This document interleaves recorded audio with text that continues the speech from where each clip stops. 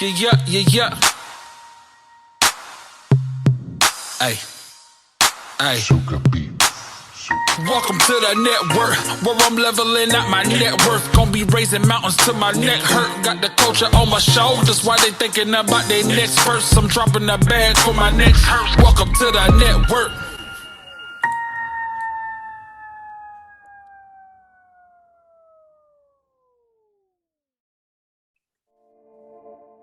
Yeah. What? Okay. All right, Got here we go.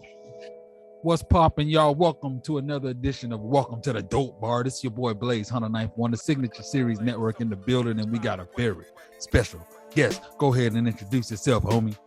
Yo. Tap in. My name is Cizzle626, coming straight from Pasadena, California. As well, grew up in West Covina, California, man, repping the LA County all day.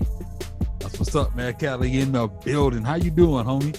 Oh man, all is well. You know, I'm just grateful each day, man, trying to prosper and elevate, you know, and stay above water, man, the times we living in, just out here grinding. Straight up, bro. Now I got two things. Thing number one is, you know what I'm saying? Shout out to Lisa real quick, but thing number one is when she first showed me the picture, I'm like, oh, I thought this was a rapper. Yeah. Yeah. You know what I'm saying? So, I get that a lot. It was around like March, hit me with that anything's possible. I'm like, all right, listen to it. I'm ready for something. I'm all right. And then I heard that voice. I'm like, oh, okay. love. Yeah. First off, vocals are fire. Second, that anything's possible.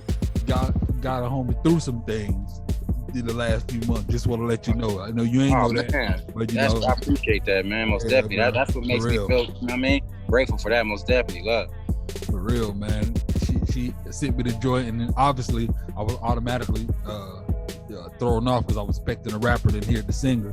But as we living in this pandemic, so as things went on, and my platform growing and all different type of things, that song was just always one of the ones that was just in the playlist, bro.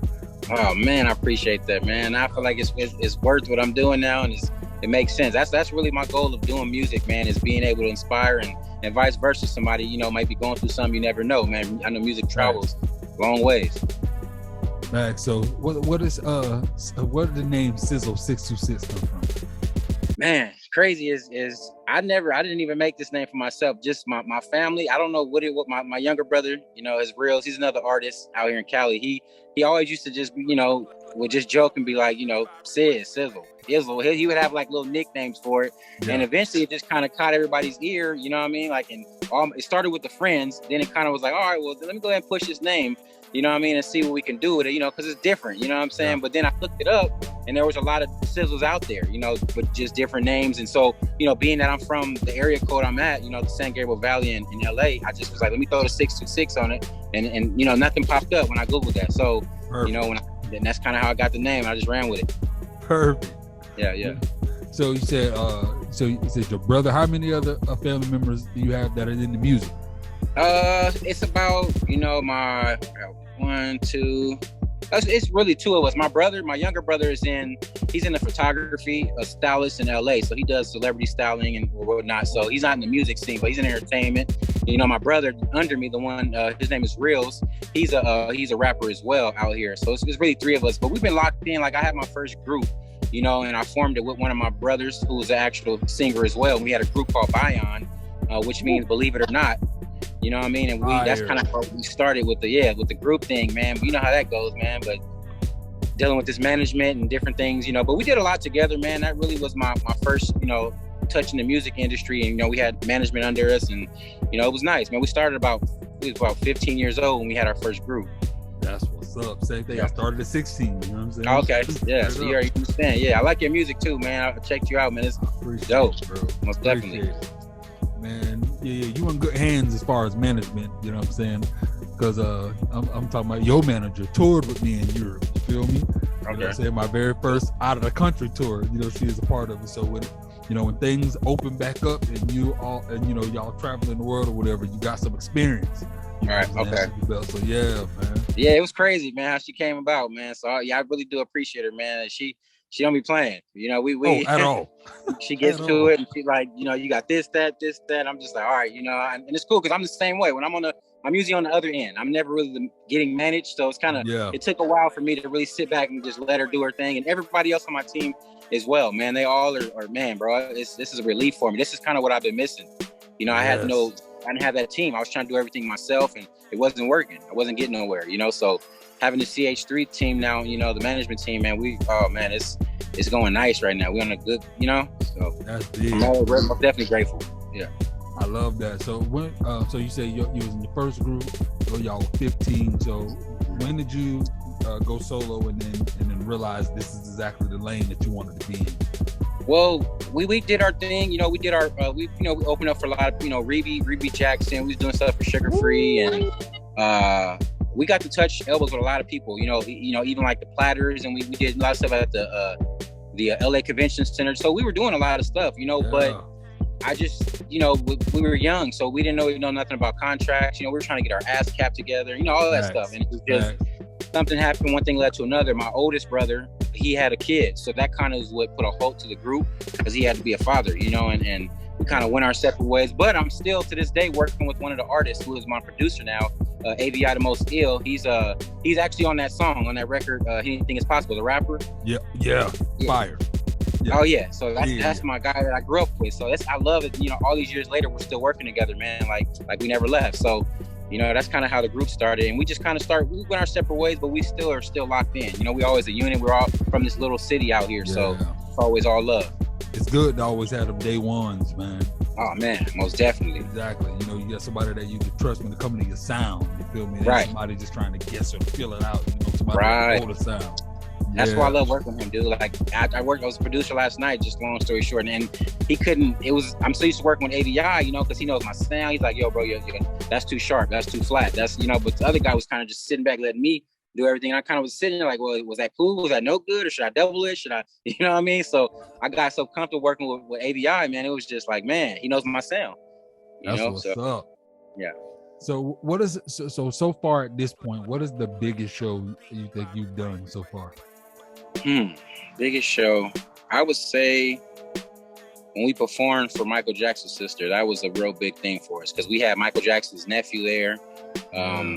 Reby was there, you know, so a few other Jacksons, you know, I don't really, just so many of them, you know, and they all were in the front row, you know, so that was to me, you know, I was so young, I didn't know, you know what I mean? I wanted to press them so bad, man, and us as a group, you know, because it wasn't just me, it was the group, and that pretty much was our biggest show, man, and the feedback we got after the show, man, was crazy, man. It was just, you know, and even before then, you know, our big shows, we used to be into the clown dance movement out here in LA. Ooh, so I had so that's really what started us getting that buzz, because we used to dance, but it was like, okay, there's singers as well, so we used to have our little clown group / R&B group, so we were performing, like, you know, with Tommy the Clown and, you know, all the whole get down out here. So yeah, that's kind of was how our buzz started going, you know, starting off there, and it kind of went from there. Man, that's one movement I wish I was able to actually be in Cali for. Like, obviously you see it on TV and stuff like that, but before I was really financially good and traveling, like by the time I was able to do that, you know, it wasn't even like a movement like that no more. But, man, how was that, just being living in Cali in that movement? Like, what was that culture like? Oh man, crazy, dude, because it was so much talent out here. You know, you want to be everybody want to be the best out here. So, you know, Hollywood and LA, and, you know, so it was just, there was this one guy that always was the best dancer. To this day, he still clown dances. I don't know if you heard of a dude named Tight Eyes, but he is like, he is that is the dude real that deal. So we used to kind of, you know, have a movement back in the days, you know, competing with them, and my brothers actually went a little further than me. I stopped dancing and got more into the music, but my brother and them were neck to neck with those guys, going, you know, battling and all that with their crew. And, you know, they had a hooligan squad group, and, you know, so yeah, man, it was that movement was crazy, man. And it's crazy that's still going, how much it grew. That's crazy, man, because that thing was serious. Like, you thinking it's straight fights getting ready to happen to them boys. Man, intense, dude. Extra. I was like, most definitely, man. Dude, were they doing it out there? Because you're from Miami, right? West Palm Beach, but you're like 30 minutes away from Miami, so Miami not cousins. No, like there'll be some imitators, but after when Tommy the Clown, when they put the movie out or whatever. Yeah, Rise. Right. Yeah, when they put Rise out, like, okay, I'm like, yeah, y'all posers out here, you know what I'm saying? Right. Rise showed them how it was done. It's like people like down here in Miami, they're probably some dancers are good enough to bust the body movements, but then face wasn't on beat. You feel me? Right. Them boys looking like they look like, oh, you slap, right. You slap my mama. Right. Yeah, they on it. It was I was like, what? It wasn't a game. That's Most what's up, man. That is crazy. What's up? So when you went solo, have you done any shows as a solo artist? Actually, I have. I did I was doing a lot of shows with promoters in like Long Beach and in the LA County area, just kind of trying to get a feel for the solo career. I had my single at the time called Roll With You, and it gave it's just I didn't have the right management behind me. How I have now. So it was kind of hard for me. I would get discouraged in that time because I'm doing all these shows trying to, the old school way was selling tickets and, exactly. You pay $100, you get 10 tickets, you get another, getting that support to come out was always hard. So, the grind already, so, it was rough, man, but it worked out, I feel like God had a plan and now I'm at where I'm at now and it was all timing. For real. Yeah. Like this whole social media thing it's a blessing and a curse. It's a curse to people who don't want to get on the wave, but it's also a curse for like nowadays. It don't matter your resume. Like you'll be like, man, I done toured this, performed. Right. Jackson did this, that. Oh yeah, how many followers you got on IG? Right. That's where they at now. It's like, wow. All right, it's not crazy. About town no more. Most definitely. But at the same time, it's a blessing because now it's so much easier to connect with whatever your audience is, you know what I'm saying? Right, it's like it's really like before you really had that chance. You had to, even with labels used to do the thing where they find an artist, develop them, whatever, but they would even take a chance and they'll put whatever money out and say if they take a chance to put you in a market that it really don't buzz that much. But with social media being this worldwide thing, you don't even need the label. You come out properly, you do the thing. You can figure out on Spotify, all the back ends of Spotify, Apple, radio stations, see where you're getting the most plays. That's the market. Hit them. You know what I'm saying? Oh yeah, most definitely, man. So how has the social media era been for you in your career so far? I never really took it as serious as I should because I didn't realize how much, like you were just explaining, I didn't realize how much it needed to be done as far as followers and engaging with people, and I was always bad at that. You know what I mean? I don't like being on social. Even now, I'm still having a hard time replying to DMs, and you know what I mean. And like you said, getting that following up, engaging with people, that's dope because I like when artists that are in the industry do reach out. You know what I mean? Like people like to talk one-on-one, and it's nice to know you're actually talking to the person, not just an assistant or you know what I'm saying. So, I'm getting better at it now, but it's been kind of rough. It's getting better now. Following's going up. I'm actually engaging a lot and I got a lot of supporters. I just got to really tap in with my peoples, you know what I mean? And keep myself consistent, stay in the loop, stay working.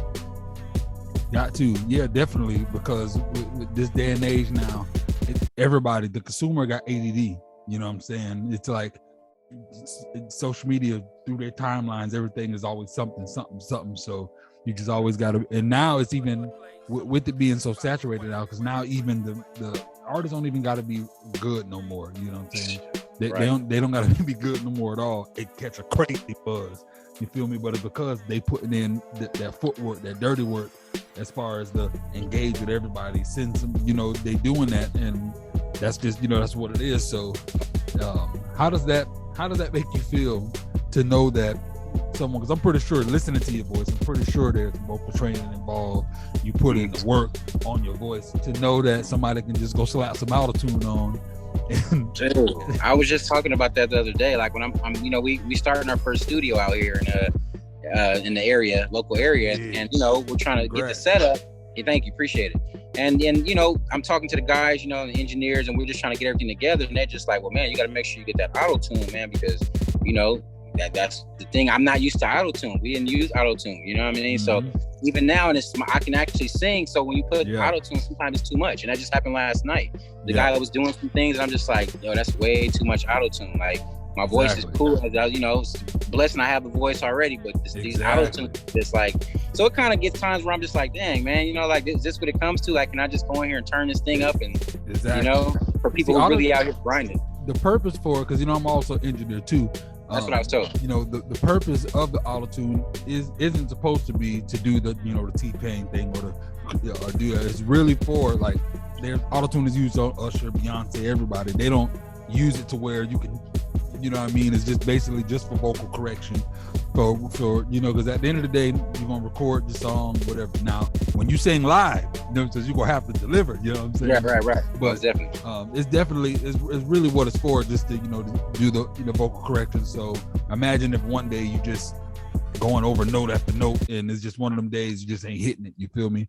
Instead of tiring your voice out on this one part, correct that little thing real quick with the Autotune, and then, you know, it's simple as that. So it's really a tool. It's supposed to just support, you know, the vocal versus what people do now. They're just lazy and just allow it to carry it. So, because, man, I know some singers, I ain't gonna say no names. I turned that Autotune off. Woo! Right. Okay. Yeah, it's sickening. It's sickening. I had to give somebody their money back one time. Right. This artist was so, it was horrific. I'm like, no, I can't do it. And they were so mad at me, but I'm like, look, trust me, I'm doing you the best favor in the world. This is not, it was horrifically bad. With the Autotune, it was even horrifically bad. Wow. No saving. They're like, well, all of her friends think she can sing. They lied, Papa. They lied. You feel me? Right. Nah, yeah, man, that's okay. Yeah, I'm hearing now. I'm just like, okay, man. You know, like, I had a heavy hand last night too. I'm like, yo, that's a lot. It sounds like a whole nother person. It didn't even sound like me. Yeah, you know what I mean? Like, you got a voice. Yeah, nobody don't need to be messing with that. You got a voice on you. But I understand it do help a lot when you do, like you said, that little turn. Yeah. Yeah, it does. Yeah, most definitely. I do like it. I'm not against Autotune, but it's just, you know, some nowadays that knob is just all the way on max. They turn that thing all the way. Yeah. What's crazy is I found out I was in LA. When was I was just there? I was there, I think, right before Easter. I was there. Okay. And one of the studios I was at, there was a guy that came in. He was showing off his music, and he had, even though that dial was all the way up, but you can tell when you listen to somebody who can't sing, they got the Autotune on, and there's somebody that can. So I'm like, I said, yeah. I'm like, you don't even. I said, it sound good, you know, with the mix of how you got it, but I'm like, I can tell by your voice you don't really need it. Like, man, I've been vocal coaching and vocal training and all that. So it's crazy to know, like, some of these rappers out here now that do the melodic rapping are taking vocal coaching and stuff like that. So there's it's just this day and age. So it's a method to the madness. But there are a whole lot of people, you know what I'm saying, who can't sing at all. That just like, oh, you put it in that hard work, and it's like. Right. No, most definitely. Yeah. So I know that this is always a question, I think, in interviews across the world, but how has the pandemic affected you in this? Has it affected you positively as far as your career, or has it been like a slowdown, a negative? Like, what are the pros and cons of the pandemic as far as the career is concerned? Right. Well, you saying specifically in the music? Yeah, in the music, not with the life or whatever, just music. Right. It slowed, most definitely slowed down a lot, because we were doing, everything was just kind of getting going, you know, and this is more, you know, performances were going. We were just getting together with the management, and you know, shows were getting booked, and, you know, like contracts, and, you know, so it did slow down. When they shut down, they shut everything down. So it was like, but like you say, it goes back to you saying the social media platform, it gave it that little balance, you know, because you can go online, stream everything, and you still can work in the studio, you know what I mean? Exactly. So it did help, like you said, it had its pros and cons, you know, and shoot, we still going, you know what I mean? Thank God, you know? Straight up. Yeah, they messed the pandemic, they messed up the industry, let that pandemic come through. Ooh, man. Because what's crazy is, my shout out to my partner, Mr. Cooper, he was already, for whatever reason, he was like, look, bro, you go get serious with your review shows and the things you're doing, because I'm telling you, a shift coming. I don't know why, but something gonna happen and everything gonna be more virtual. Boy, so I was already doing my review show like almost 4-5 months before the pandemic hit. When that thing hit and all them clubs was closed, guess who was playing their music? Oh man, they got you. Oh yeah. So now the platform is know what I'm saying? It's stupid good. We turned the pandemic to the plandemic on the boys. Pandemic. Ooh, that's nice. Yeah. Yeah, you working, bro. I see you working, man, for sure. Appreciate it, man. Most definitely.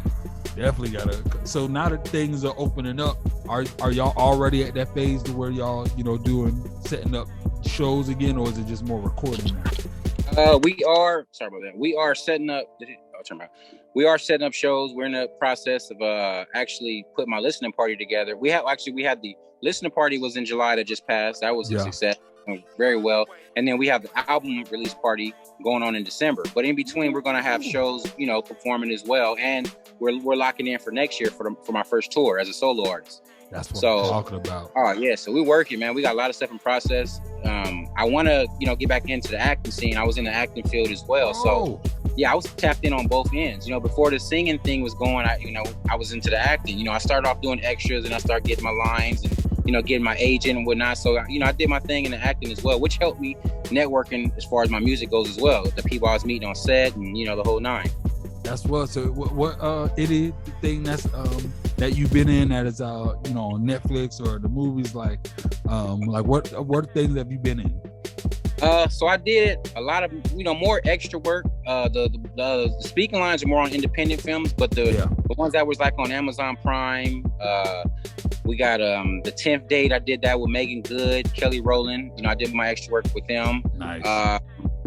Both my babies. Woo. Oh man, that was so dope working on set. It was kind of surreal, man, low key. But I did one with the Forrest Whitaker and Johnny Depp. It was called Labyrinth, but they changed the name of it, and it was for Tupac and Biggie's murder case. So I got to work in the film with them as well. No speaking lines in that, but I got my film credit in that. D. Wallace from Cujo. There's the old school movie Cujo. I did an Amazon Prime show with them. So there's a lot of people that was nice. Yeah. I was surprised I was in that. It was a blessing, most definitely. Even though it wasn't as big as I wanted to be, but just to have that film credit, added to my resume. Exactly. And my reel was nice, man. So and it was more than that. It kept coming like that. I was getting real consistent with it, but then when that pandemic hit, I was like right there getting that good speaking lines. A slide of 10, 15. The ones that really paying. So, but it was good, man. I got a good experience, man. Most definitely meeting those people and seeing how they are behind the scenes and talking to people and listening to people talk. Because they lock in. Seeing Forrest Whitaker, how he got in his zone and just we got people around him. He's just sitting here, just reading his lines, like not focused on nothing. Like, whoa, this man is deep. You know what I mean? Like, but he's humble, most definitely humble. But dude, don't play when it comes to his work. More Johnny Depp. He's walking around. Johnny Depp's the dude you see. He is who he is. He walking around set, talking to everybody. Taking pictures, selfies. But it was a good experience, man. I had a good run with that, and I'm hoping to get back into it. Now with this COVID, vaccines. It's hard to get booked for stuff now. You have to be vaccinated and the whole nine. Lord have mercy. Yeah, I ain't gonna even get into the vaccination. Yeah. Conversation, you know what I'm saying? Yeah, we're gonna let that let that fall to the side. Most definitely. So that's why I'm sticking to this music independently. We doing our thing with the company. But man, so like I said, we got a lot of stuff coming up, and I'm looking forward to the tour as well. We're doing a local tour, Los Angeles to San Diego, San Diego to Barstow to Las Vegas. So we're doing like a 4-city tour, man, and just getting our feet wet, seeing how we can do it. All in-house. There's no contracts, nobody. It's all the team. Yeah, definitely, man. Utilize just advice on that. Utilize social media like crazy. Okay. You know what I'm saying? Just every area you're gonna be in. Like whoever's the person that does, whoever's on the team that does more of the social media stuff. Like figure out people in surround the areas. Hit all of them up. Whatever DJs is popping, hit some of their followers up. Like make sure because y'all get out there and y'all have some good shows. Like it's gonna do you some good. Okay, most definitely appreciate it. And you already got your total package already. You know what I'm saying? Got the image, got the voice, got the team. You know what I'm saying? Yeah, that's it. Y'all get that social media, man. Man. Okay, I appreciate that. Definitely. Most def, man. Yeah, man. I'm. I own Signature. I co-own the Signature Series Network. You feel me? And it's an independent platform. Now, one of the issues, and this was going into the next question, since you're in the acting and stuff. One of the issues that I have with searching for independent web series or films is that when it comes to the urban films or black films, black led. It's just so difficult for me to find some that don't have there's two different cliche Black independent web series of films. There's obviously the gangster one where everybody want to be the thugs, the killers, and there's that. Or there's the crazy the Black romance where the husband always out tripping or the girl's cheating or it's always whatever type of drama. Like in every other race, right? Indian, Spanish, Asian, you find those things where they shoot it in the same angles that you see on TV. But then it's like when I watch hours and I'm looking and I'm like, oh, it just kills me because it's just so hard for me to find, some good Black independent up and coming films. You know what I'm saying? So have you being on this, being on different sets or whatever, have you felt, or do you, how should I ask this question? Is there a reason why you think that it's just the urban and the Black films just won't catch the curve, like won't, you know what I'm saying, get it together as far as getting, just making it look like how you would see a show on Netflix or a show on, on Amazon Prime, you feel me? Right. I mean, you mean in the sense of like, let me get sure I answer this right. So can you repeat like the last thing? I'm like, why can't the Black films get it together? Like there'll be say if there's just there's a scene where there's somebody that got dialogue, it'll be that main front camera the whole time. It won't be music, put like, say if there's a funny scene, right. You know what I'm saying? It's like, why? It's like we watching the same thing they watching. It ain't like, we don't got TV. We ain't watching stuff forever. So it's like, why do you think, I'll just say it, why do they Black people, like our urban films, don't, keep up with the curve of what everybody's doing for it to look professional? You know what I'm saying?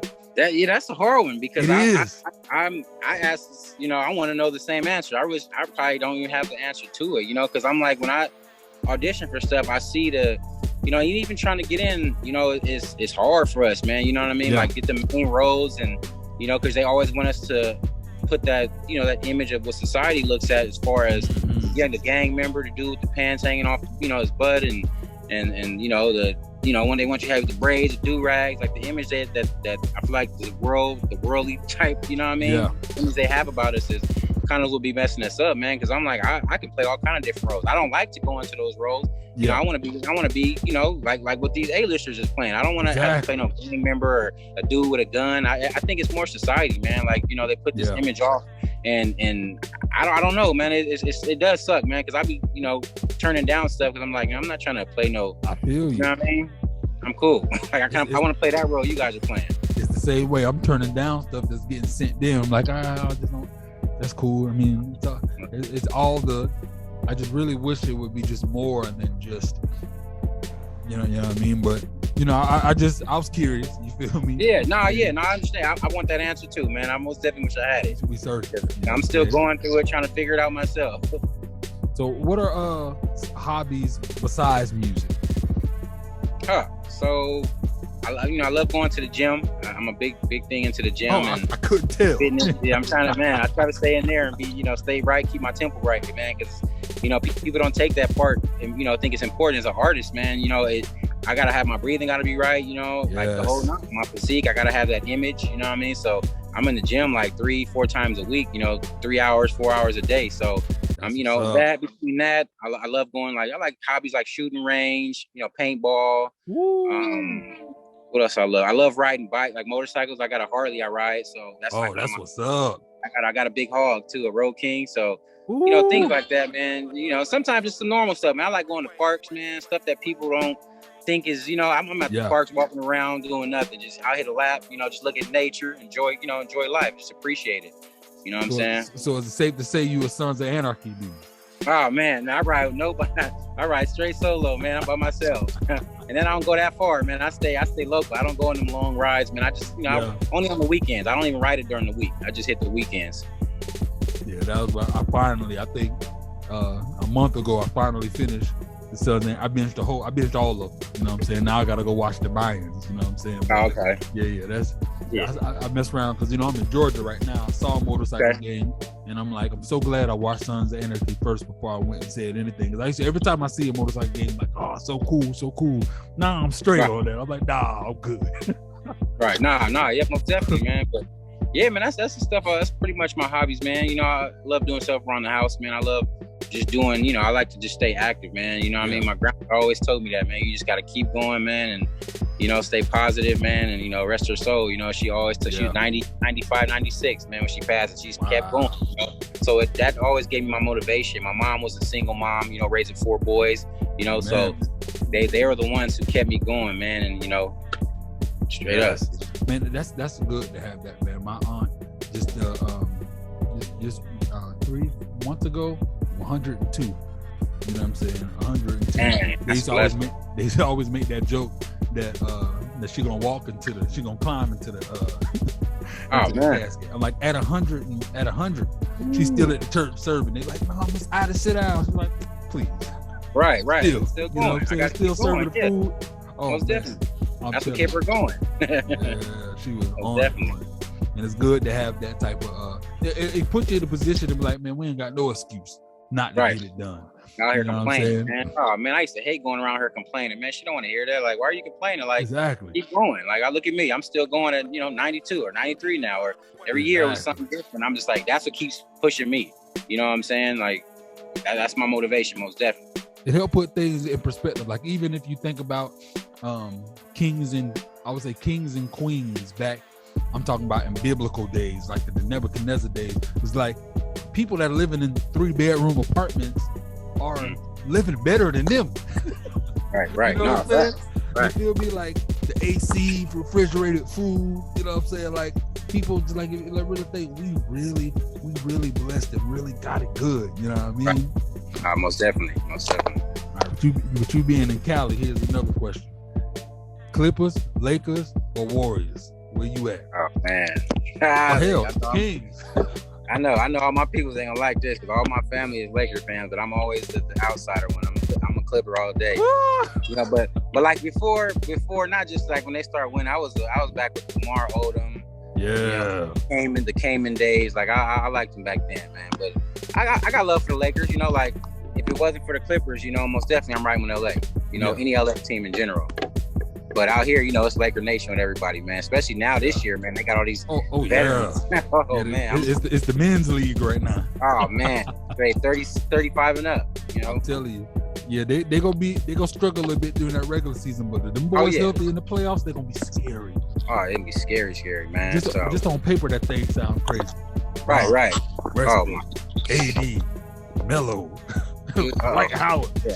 Yeah. Almost. So, what you got? You riding with Heat all day? Miami? Oh, come on, Miami Heat all day. That's it. I was just so alive because you know somebody brought up Linsanity, and I was like, yeah, you remember when Linsanity stopped, right? When it ended, when that boy came to them goons in Dade County. You know what I'm saying? Right. Yeah. My boys had that wonton suit. We had to handle Jeremy Lin. You feel me? Right. Oh yeah. That boy had 2 points. That's it. Linsanity over. Shut him down, most definitely. Oh, they was not playing. Mm-hmm. Yeah, man. We'll let LA have LeBron right now, man. LeBron came, boy, and had our city hype, boy. Ooh, man. I know they was hot when he left. Man, oh yeah, they was hot. I was appreciative. I'm like, man, you gave us a good 4 years, dog. I appreciate it, bro. 4 years of fun basketball, and then I'm gonna do. When it comes to music, acting, whatever, I'm really big on like that feel good story, and it was a feel good story for him to go back home, help the city win, and then he actually won. You know what I'm saying? So you know, that's what's up. Yeah. So a few more questions. So yeah, you go. That Mamba mentality. What did the Kobe Bryant mean? And not just his death, because a lot of people just like they got on the Mamba bandwagon, you know, once he passed or whatever. But even though the Lakers has always been the ops for me, you know what I'm saying, being a Miami Heat fan, Kobe, just that I always, like when my music, you'd think it'd be, Dwayne Wade is my favorite player, but I always followed that Mamba mentality. What did that mean to you, especially being in LA? And you know, well, the crazy thing is, man, I wasn't the biggest Kobe fan. I always respected his game, you know, but like I was like I said, I was always an outsider. I was the Clipper fan, but I was the Allen Iverson fan. Woo, So, boy. you know, them two, man. Yeah. I was AI. Yeah, that'd be Kobe definitely was the ops. You know what I mean? So I had that little thing with Kobe, but I always respect the dude's game. Like, you can never take that away. Yeah, of course. Crazy. You know what I mean? But that was only, I didn't really even get into the Mamba mentality because I was always an AI fan. Like, that was just my man to this day. You know what I'm saying? Like, man, they almost had your boy in Miami, man. But he didn't want to come off the bench. I'm like, boy, you would have had your ring, you would have came to Miami. Oh, dude. Came. He was like, no, I ain't trying to come off no bench behind Chalmers. I'm like, please give it about 2-3 weeks. You'll probably get the star spot, bro. Get man, easy. Because that's what LeBron was there. Just imagine AI, LeBron, Wade. It would have been nasty. Crazy. It would have been nasty, but it what it is. You know what I'm saying? So did you see? And this is gonna be my last sports question. So did you see Space Jam 2? And if so, how did you feel about the movie?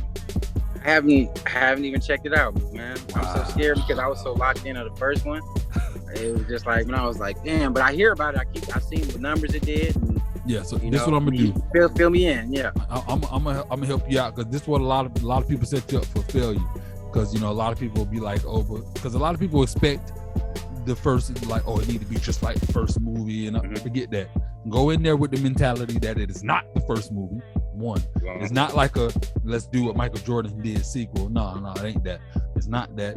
It's a Looney Tunes movie, so expect the craziness. You know what I'm saying? Right. And don't expect LeBron even though LeBron, I believe, did a much better job than I thought he was gonna do. LeBron ain't Denzel Washington. You feel me? So you ain't finna get no Academy Award winning actor. You know what I'm saying? But it was a fun movie. It didn't have to be 2.5 hours long, but it definitely was a fun movie. Definitely should check it out and have that mentality. I'm gonna tap in with it. Yeah. Tap mentality. Looney Tunes kids movie. It's just you know what I'm saying, a fun little thing or whatever. Last sequel. Check it out. Most definitely. Coming to America. Second Coming to America. I seen that one. So thoughts? I mean, it wasn't as bad as I thought it was gonna be. I mean, it was different because it was more turning like a yeah, it was different. You know what I mean? Like I knew it wasn't gonna be bad. Like I knew because Eddie wasn't playing. Eddie took as long as he did. He's like, I'm not putting out no movie if it ain't gonna do whatever. You know what I'm saying? Right. Like same thing. Like I go in with the mentality that. Like a lot of people go with the mentality, it has to be like the first movie. Like I knew it was gonna be a nostalgia act. I knew that. Right. You feel me? But Eddie was Eddie. It was still funny. That doggone Wesley Snipes was startled. Oh man. Hey, Wesley.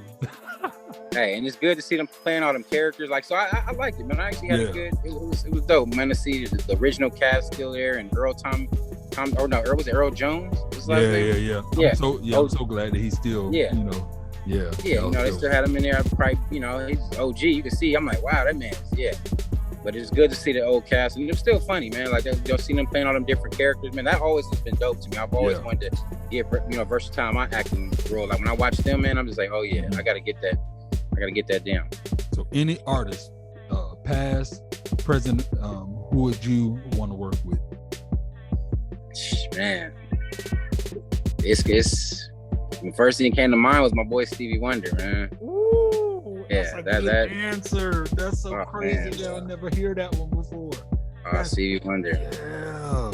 Dude, that dude so talented, man, and just his story and his talent in general, but just his story. And I got to be around him a few times. I never got to talk to him, but a lot of events I've done in the past, he was present. Just being in his presence was just like watching the dude move. I'm just like, oh yeah, man. But I've been listening to that dude so long, man. I grew up mimicking his voice, and and aside of him, weirdly, but I was a big MC Hammer fan as well. Same. I had a big opportunity to work with him, but this was way back when I was about 9.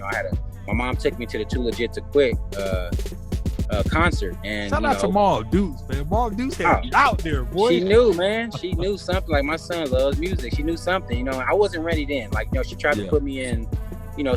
They wanted me because I got up on stage, danced, did my thing, whatever. They wanted me to, perform but I was too shy. I wasn't ready for that light yet, and she tried to put me in this Harlem Boys Choir out in New York, and it just was too much for me. I wanted to be a kid still. I wanted to play sports and be with my friends, play tag and all that, but yeah, she tried, she said, I just didn't want to be that parent to force it on you, but I knew it was always in you. Yeah. So she's real proud of me seeing me do it now and how far I came. I'm just like, man, like you say, shout out Mom Duke. Said she's still going, man, still grinding out here. Love it. Yeah. Biggest fan. So the next goal is, get in that house. You feel me? Oh man, that's right. Yeah, dude, most definitely that's the goal. Well, I'll definitely say, especially with what I know, what I'm doing, your management, at least that's home team. Your talent is already on point. I'm gonna just tell you like this: we are closer than you think for things to blow. You feel me? Because I'm always, especially being connected to Lisa. You know what I'm saying? I'm definitely gonna have you involved with things I'm doing. You feel me? So just be prepared for the ride, man. Oh man, bro, I can't wait, man. I'm ready. I promise you, I'm ready, bro. Anything you want to say to any of your fans, supporters, family, anybody that's watching this, a message that you want to leave with them? Man, I just thank everybody that that came, that gone, that came back. Like people that always believed in me. Like I say, my family always supported, anything I've done. I've always been that kind of shy, quiet one, but they always knew I was doing something. Like, this dude does not like talking to the biggest crowd, but he will get on that stage and sing. Like, I don't know what switch he has. It's just a God-given talent, and I appreciate all of them, man. Always believing in me. The new team I have now with CS Street Management, man, like having Lisa, Tiffany, Sir, Ashley, Mo, my photographer. Like, everybody has these important roles in my career now, man, and I'm very humbled by it, that they're taking the time out of their lives to invest and believe in me. That means a lot, dude. Like, they don't probably understand, because I'm always so serious, business this, business that, but man, I really be sitting there, praying like, thank you, God, for finally bringing these right people in my life, and I really appreciate them. Straight up. So it's all up to all of them, man. My fans, my supporters, everybody that's always tapped in with me, to day one. You know what I mean? That I appreciate everybody, man. Most definitely. Yes. Let them know where they can find you and your music. Okay, music, all platforms. It's under my name, Cizzle, Cizzle, area code 626. You know what I mean? On all platforms, that's how you can find me. IG, Facebook, Twitter. It's all under one word, Cizzle626. And yes, best believe, you already know I've been talking to management, you feel me? Music will be on Blaze It Up Radio ASAP, you feel me? So y'all can request on Blaze It Up Radio as well. I appreciate you, bro. Oh man, likewise. Out there, man. And hey, you know what I'm saying? Ain't no sky's the limit. Ain't no limit, you feel me? Keep Most going, definitely. Hey, Blaze It Up, man. I really appreciate this, opportunity, man. Like, I know you be busy, man. I be watching you, like, man, this man got a lot of stuff going, man. It's all love, King. I really appreciate you, man, and give me this opportunity, man. I'm very humble, man, and grateful. All right, man. You take care, bro. Thank you. You too, man. Boy at the dope bar, and we out this beat. Hey, we already know. One love. Blessings.